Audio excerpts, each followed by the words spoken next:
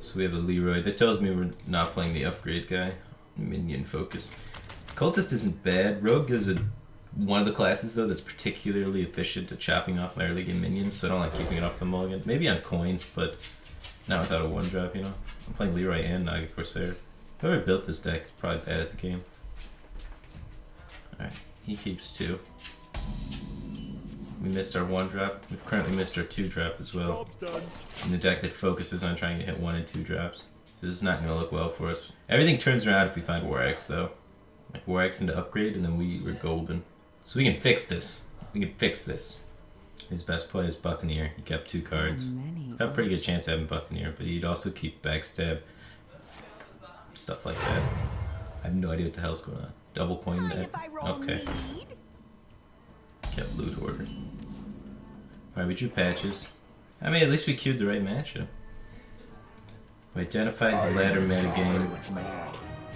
Exploiting it with a deck that beats it. I mean, it's something to do, right? It's better than another 4-drop. I mean, Lord knows we got enough 4-drops. Look at that. Poking me in the face with this Loot Hoarder deck. Coin, Loot Hoarder, Dagger Face. We definitely want to just get minion pressure. We don't want to save it for, you know, the effect of the card. We're so far behind on board already.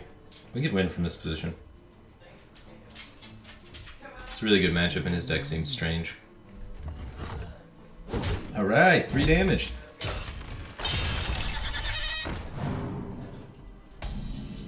Cool. So he wants to make that trade. So we can prevent that by trading with this guy, or we can punch him in the face. I'm afraid that he's gonna Argus or have like weird taunts in his deck. Right, let's get this out of the way first. That's happening. Now, if we do take the trade, we are trading 4 damage to protect 3 damage, but we stop this thing from getting a value trade because we can't clean it up. He obviously seems to be struggling dealing with it. He's kept another card. I'm really tempted to trade. 10, 14, like we only have 18 damage in our hand, so we need board control to win.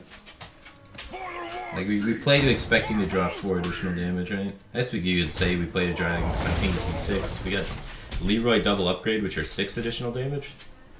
This is an 18 plus 6 is 24.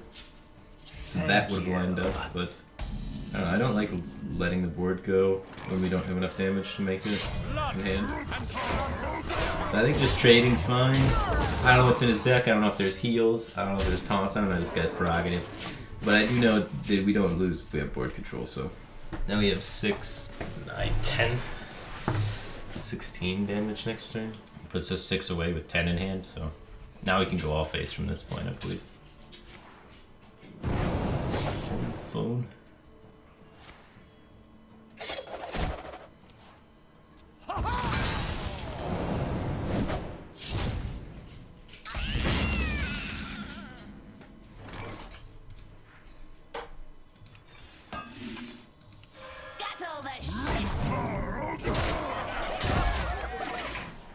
Got 11 out of hand. Pretty good. Pretty good. Got Corcon Elite, Heroic Strike, Leroy Jenkins. 3.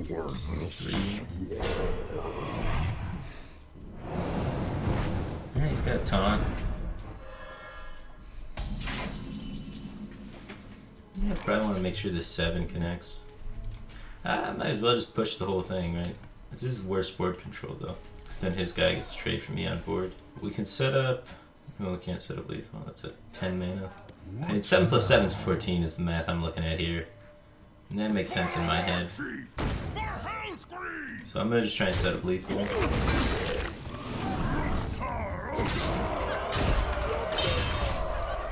Alright, 7 plus 9. I don't know where I got 14 from. But yeah, we're even 2 over.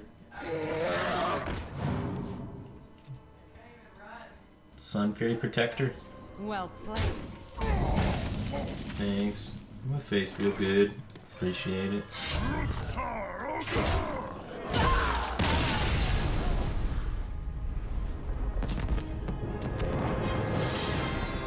Oh yeah. I'm in the top 80% of Hearthstone players. I'm ranked 16. Is that the right statistic? I don't know. What is it? Let me see. Let's see what percentile of Hearthstone players we're in. Let's Google it. Rank 16 is what percent of Hearthstone players? How good are we? Ranked Hearthstone Wiki. How good is rank 15? I hit rank 15 for the first time in Standard. I remember reading rank 15. You're higher than 75% of all Hearthstone players. Hell yeah.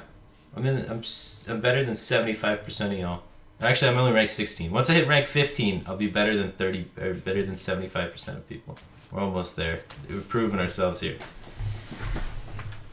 just takes 3 games to be able to just outdo most of the population in the game.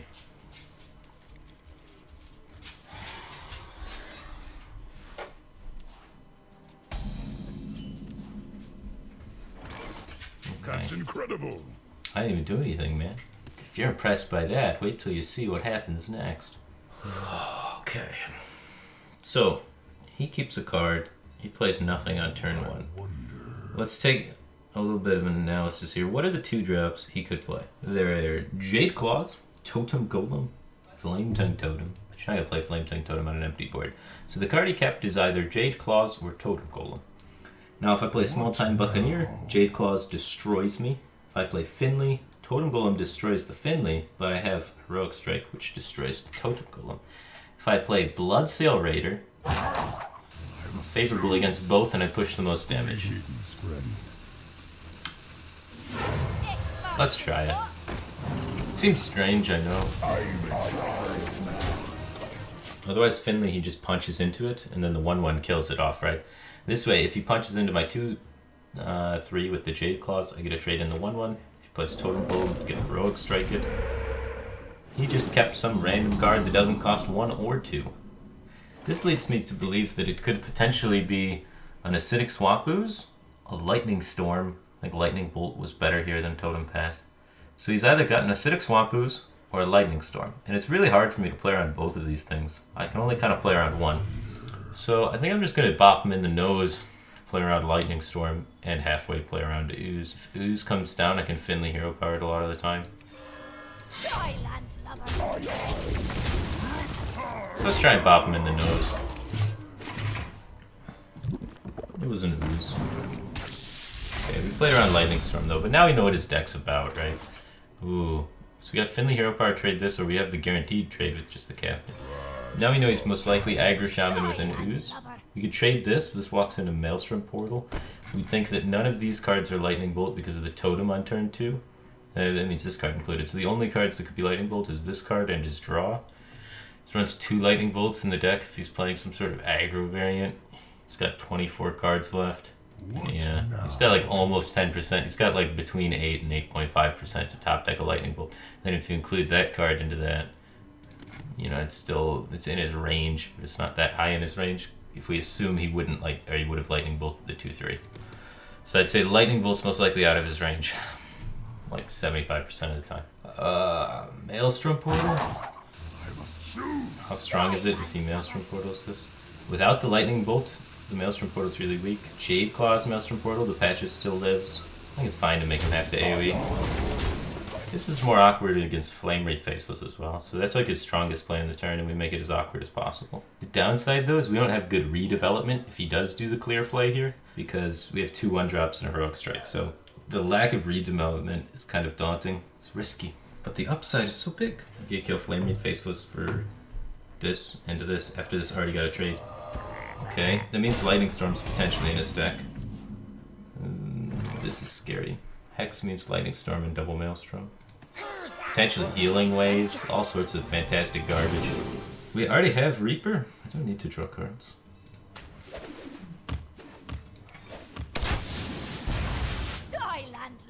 Now let's look at our clock and see how much Small Time Buccaneer changes the clock. It dies to Lightning Storm every time. So if Lightning Storm were to come out in the following turn, then it doesn't do anything. Right now we have, if Lightning Storm doesn't come out and he plays, say, he can't play Thing from Below, can he? He's played 1 totem, so he can. They say he plays Thing from Below, so we got 2, 3, 4, 5, 6, 7, 8 damage pushed, and then after that we have 9, 10, 11 that goes to face, and then the board sticking around. I'm pretty sure we can make the damage without the small time puck. So let's hold it back around AoE. AoE's very likely to come out here, and if AoE doesn't come out here, I'm pretty sure he's dead. So I think we can afford to be a little gentle with him.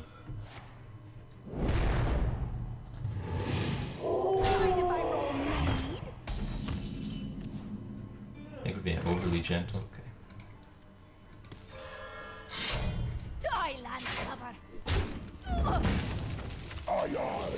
But of course.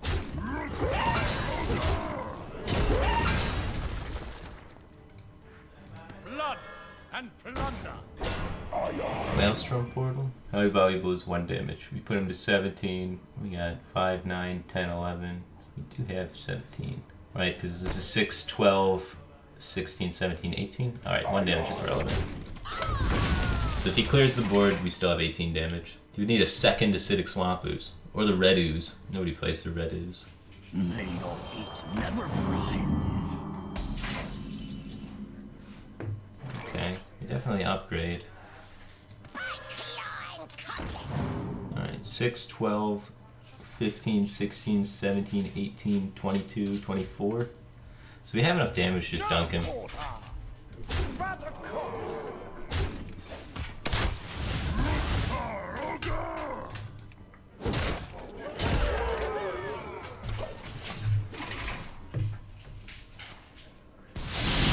He has AoE and high rolls and has heal.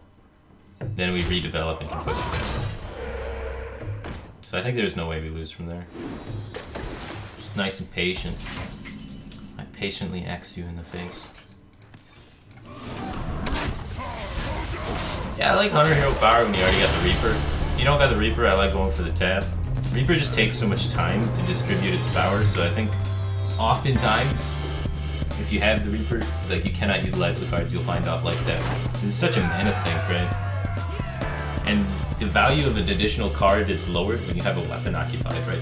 Because you have a % chance to draw a weapon from an additional card. So there's a % chance that your hero power is 2 mana, do nothing, which isn't great in an aggro tech.